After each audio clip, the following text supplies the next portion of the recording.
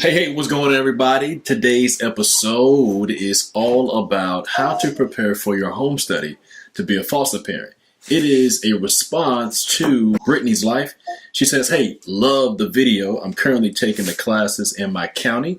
I'm so excited and I can't wait to have my first placement. I would love to see a video on your home study experience or things to get me ready. So guess what, Brittany's life? We're going to give you our tips, some great lists on what you can do to get ready for that home study.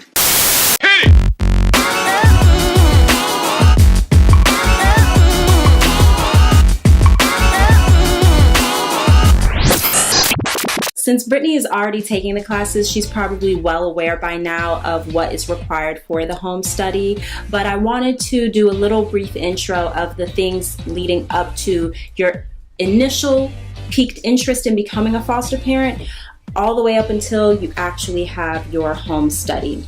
So if you're interested in being a foster parent, the first thing you should do is go to Google and Google whatever county that you live in, your district. Just Google how to become a foster parent in blank county, and an agency name is bound to pop up. And then when you kind of go through their page, you'll see either a phone number to call or a questionnaire to fill out or something that will get you to that first step.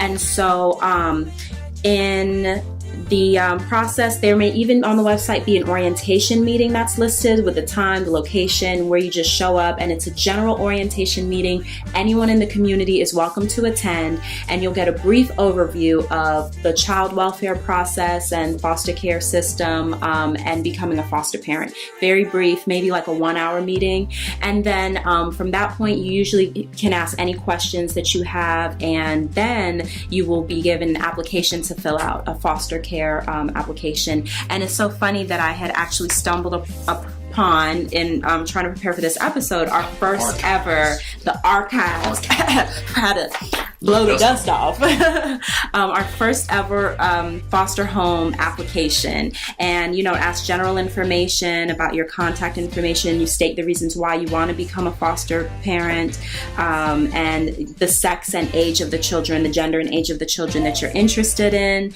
And then it just goes through a whole bunch of, you know, different questions to get to know more about you. You list references for yourself. And this is from, we dated this April 23rd, 2010.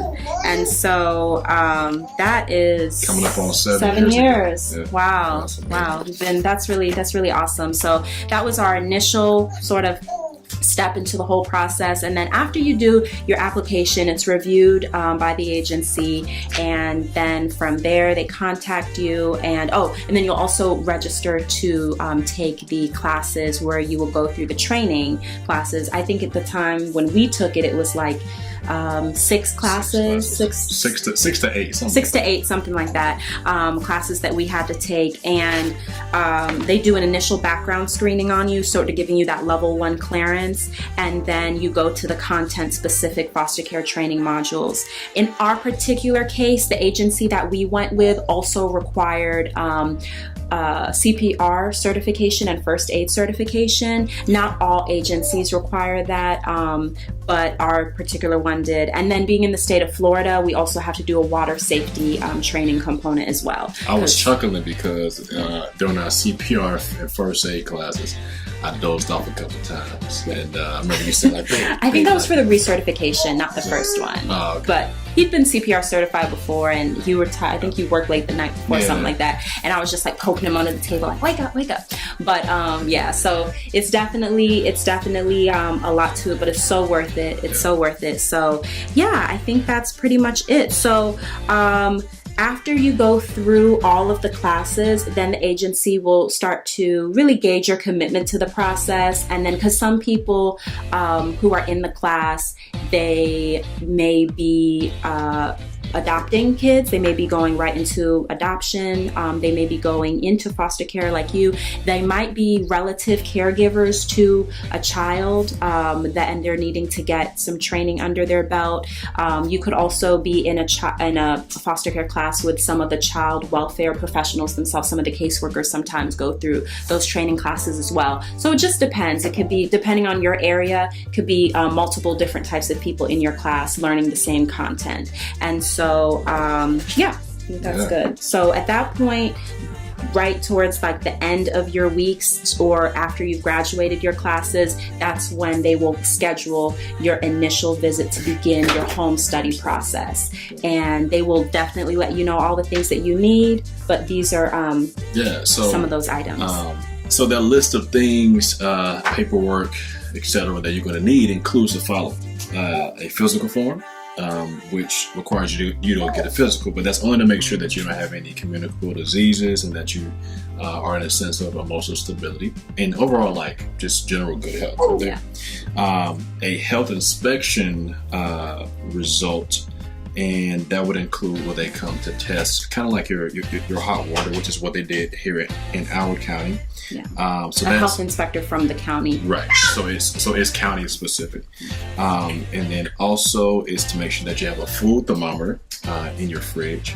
Then they do something called radon testing, which that is just really neat in and of itself. But then also they want to make sure that overall that your home is healthy. That and that it meets county standards and guidelines. To be So after that, you're gonna need a income and expense sheet, which is pretty much like your budget, the last 4 paycheck stubs that you have, and then you need an evacuation and disaster plan, which pretty much is saying, hey, if there was to be something that happens, a natural disaster, what's going to be our evacuation plan? How are we going to get out? Where are we going to go? Are we going to go to a relative's house? Are we going to go to a hotel? What's going to be our plan of action in case of an emergency? The agency needs to know the address where the kids will be, the foster kids will be. So how to reach you. You will need the current vaccination schedule or sheet of all of your pets. Any pets. You might have. Copy of your car insurance, copy of your driver's license, a copy of your vehicle registration, a copy of your fire extinguisher tag. Then they'll need a floor plan with an evacuation route. So you're required to do fire drills with the kids, just in case, God forbid, if a fire breaks out, how are we going to get out of the house, and kind of what's our evacuation route. And then you have to actually mark it down on a sheet of paper showing the agency how you would get out of your place of dwelling in case there is a fire. And then the previous year tax return. And then finally, you got to make sure that that the room that the child will be staying in is ready and that it has a bed and it has storage. Now, and I think that's it as far as like the first list of things.